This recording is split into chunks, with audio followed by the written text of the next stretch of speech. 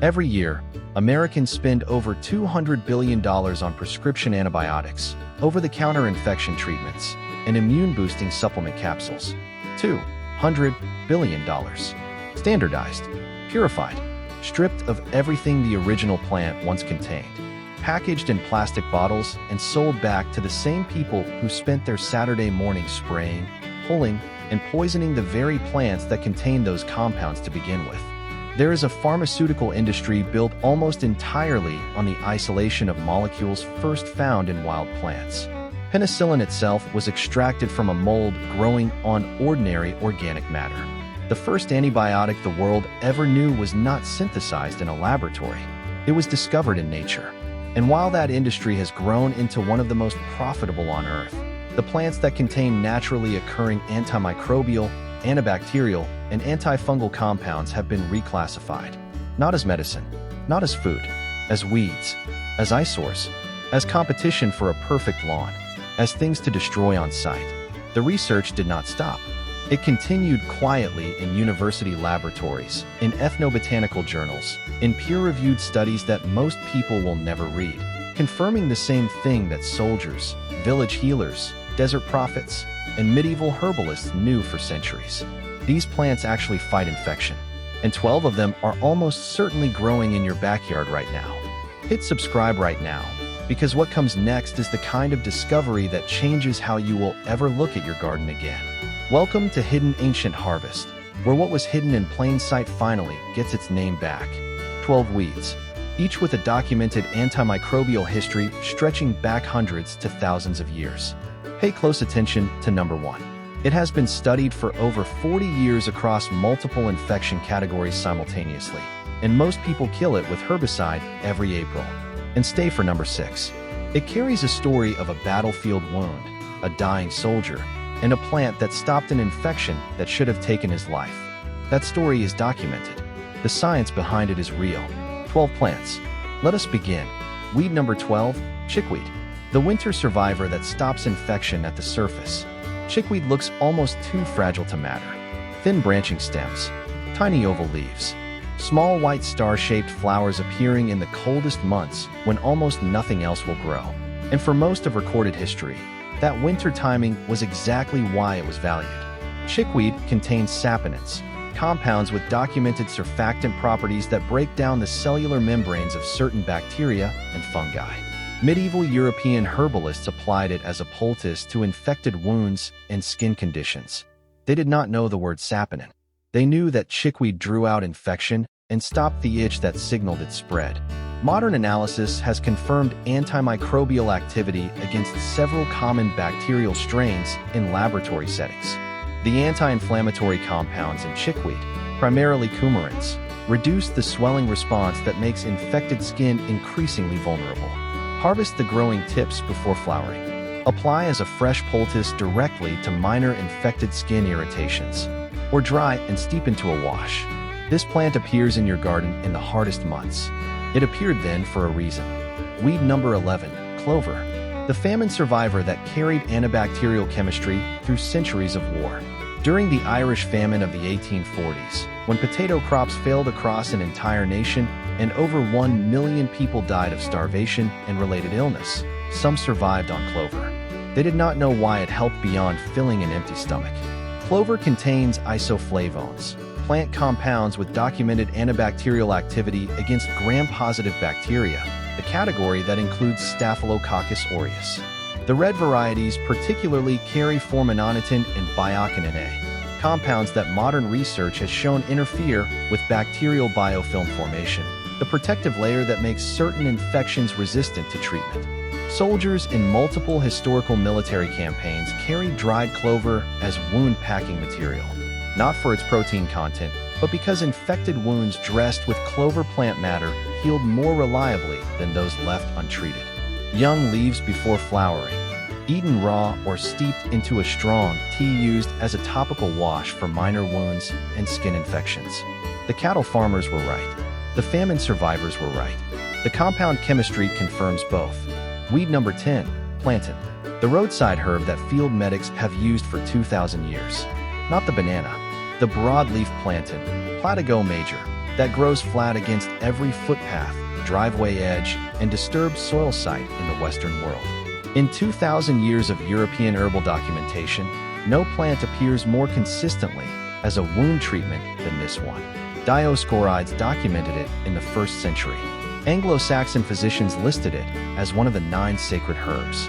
Native American communities who had never encountered European medicine independently developed the same applications after it arrived on the continent, earning it the name white man's footprint because it followed European settlement everywhere. The active compounds, aucubin, a glycoside with anti-inflammatory and antimicrobial properties, and allantoin, which accelerates wound healing by stimulating cell proliferation, have been confirmed in multiple modern studies. Plantain extracts show consistent inhibitory activity against E. coli, staphylococcus, and salmonella in laboratory conditions. Chew a fresh plantain leaf briefly to release the aucubin and apply directly to minor cuts, insect stings, or infected splinters.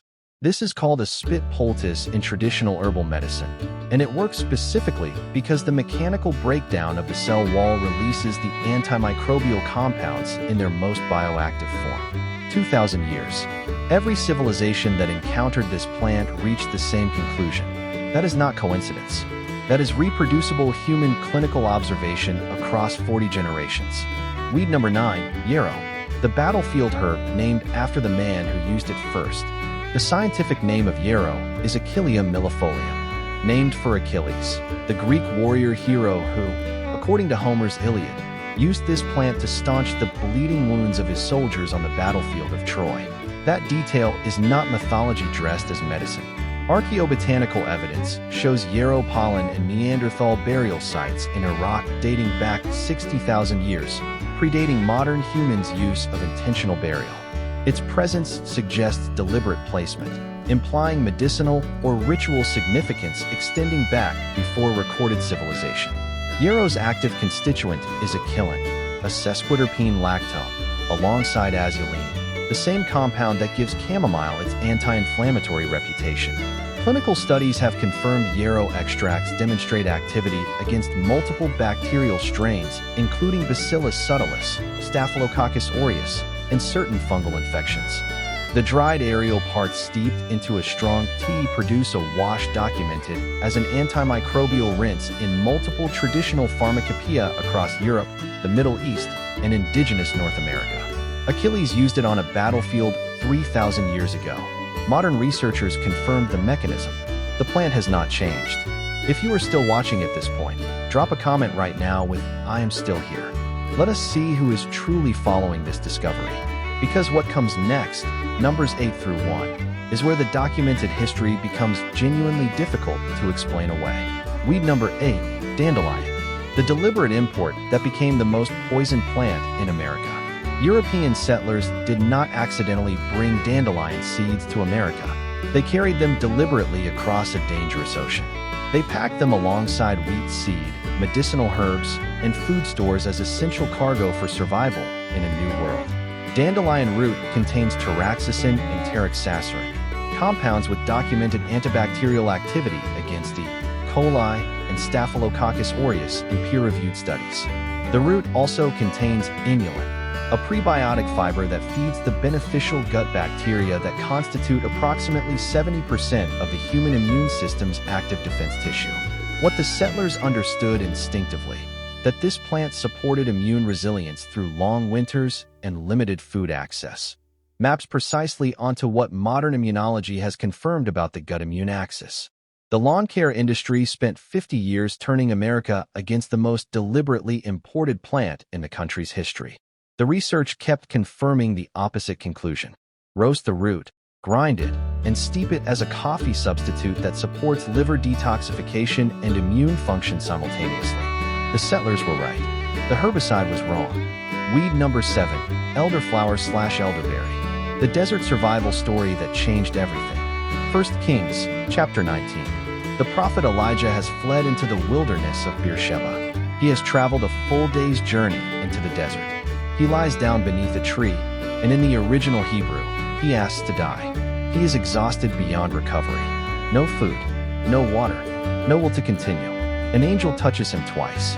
brings him a cake baked on coals and a cruse of water. He eats, drinks, and is revived enough to travel 40 days and 40 nights to Horeb. Traditional biblical scholars and modern ethnobotanists have both identified the plant material available in that specific desert region during that period. Among the most documented is the Sambucus species, elder, whose flowering tops and berries have been used as food and medicine across that entire geographic corridor for over 4,000 years. What elderberry contains is now among the most studied plant medicine in modern virology. Anthocyanins from elderberry have demonstrated direct antiviral activity, binding to and blocking the hemagglutinin proteins on viral surfaces, preventing cellular attachment.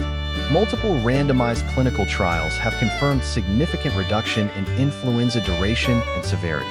The compound mechanism explains why an exhausted, depleted immune system would respond dramatically to concentrated elderberry, not as comfort food, but as a direct biochemical intervention. The story is not just spiritual. The physiology behind it is completely real. Weed number 6, garlic mustard. The invasive plant with a compound that stops bacterial resistance.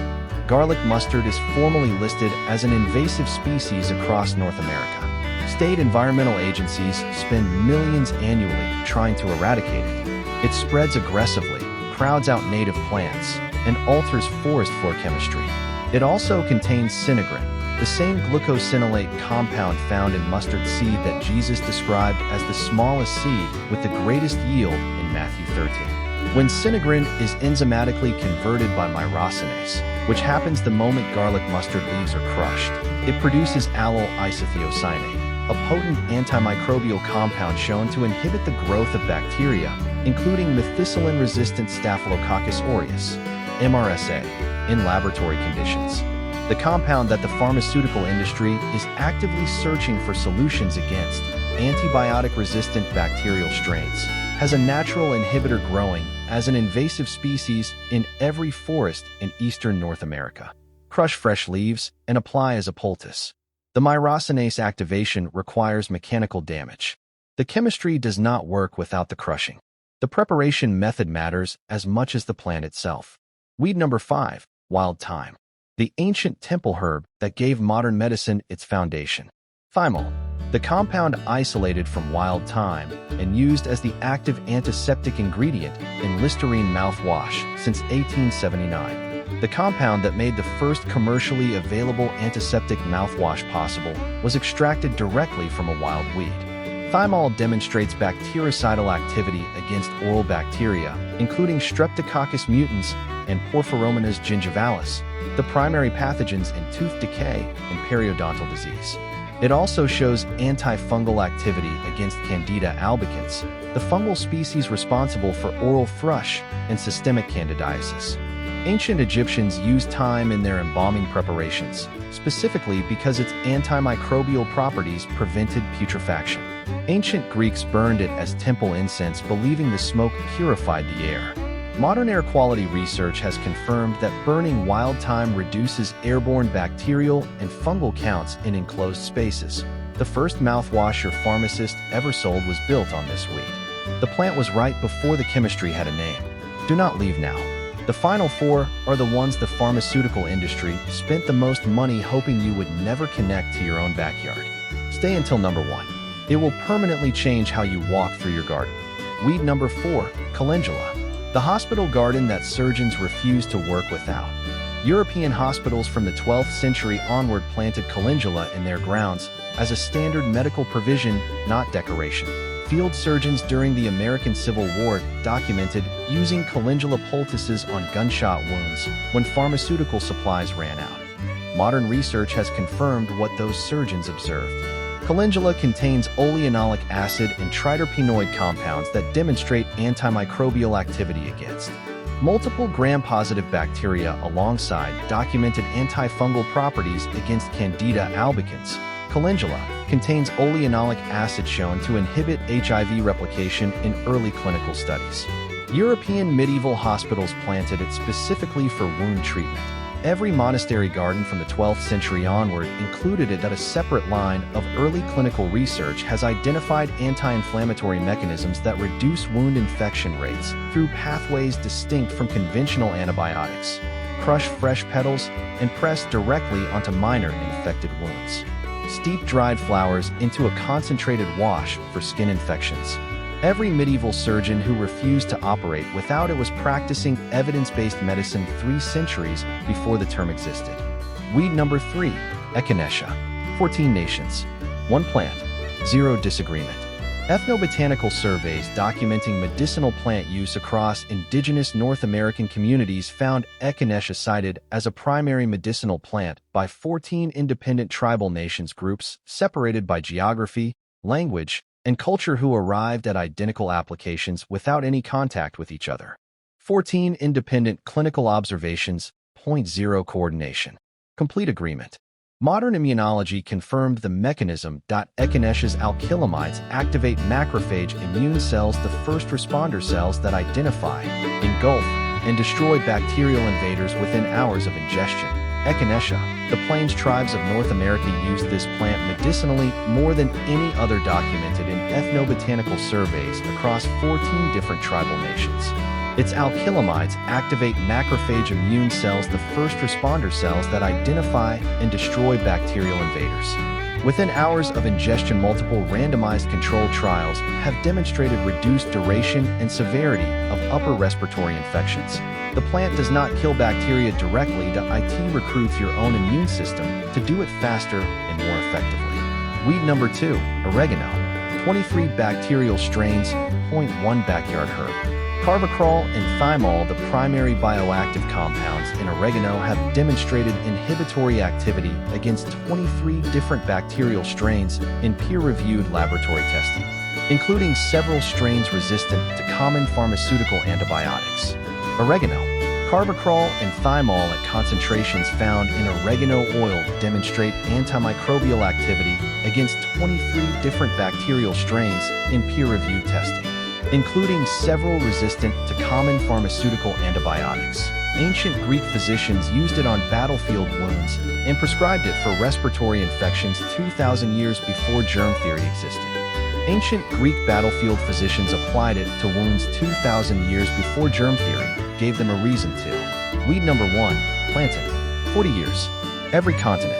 The same answer. Visual. Return to the opening shot. A single plantain leaf pressed flat against a gravel path. Unhurried. Permanent. Waiting. 40 years of continuous peer-reviewed research. Multiple universities. 3 continents. Multiple disease categories tested simultaneously. Again, because in 4 decades of continuous research spanning multiple universities across 3 continents, no backyard weed has accumulated more consistent, reproducible, and broadly applicable evidence for antimicrobial activity than the broadleaf plant growing pressed flat against every footpath in America. 40 years, multiple disease categories, consistent results, and most people spray it every April without a second thought. No backyard weed has accumulated more consistent, more reproducible, and more broadly applicable antimicrobial evidence than the broadleaf plantain growing pressed flat against every footpath in America right now. Occupant, allantoin, documented antibacterial activity against E. coli, Staphylococcus aureus, and Salmonella. Wound healing acceleration confirmed in controlled trials. And most people spray it every April without a second thought. The plant was never the problem. Forgetting it was. These plants were never lost. They were reclassified. The research did not stop. It accumulated quietly for decades in laboratories, in journals, in studies that most people will never read, confirming what soldiers and desert prophets and village healers knew for 1,000 years before the pharmaceutical industry was born. Your backyard is not empty. It has never been empty. It has been full of exactly what your body was designed to recognize, growing freely, in every season, asking nothing in return except that you stop poisoning it long enough to pay attention. Smash that like button if this video made you look at your garden differently. If you will never see a dandelion, a plantain, or a patch of chickweed the same way again. This video deserves to reach every person who is still paying for what is already growing at their feet. Subscribe to Hidden Ancient Harvest right now, Because every single week we go deeper into the plants, the history, and the science that the modern world has spent decades trying to classify as worthless. Drop a comment below right now. Which of these 12 weeds is growing in your backyard right now? And which one are you going to stop pulling? I read every single comment. The plants were never the problem. Forgetting them was. God bless you. I will see you in the next one.